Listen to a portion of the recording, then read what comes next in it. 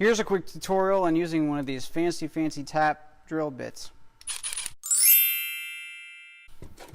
I've already drilled a pallet hole into this guy. I'm going to be drilling a 1/4 20 hole, so let's give it a shot here. It should be straightforward. It's aluminum, it's very soft.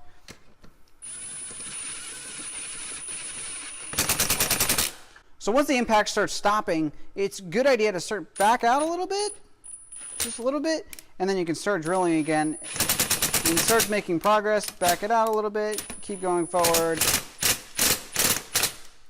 Now I made it all the way through because it's actually moving pretty smoothly, so I'm going to back it out the rest of the way. And I have a nice drilled tapped hole. So if I take a 1/4 20 machine screw here and thread it in, it should go right in. And it's doing it.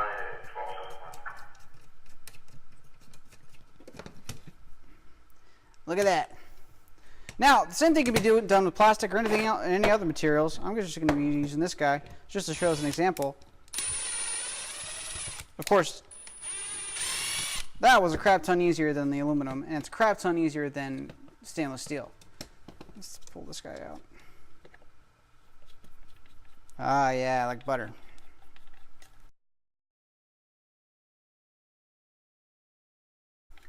So for projects that you have to do quick, I really like these drill bit tap combinations. You can move really fast. If you have to drill everything and then tap everything, it takes just a little bit longer. You have to be very careful with hard metals, steel, stainless steel. It will snap these bits so fast.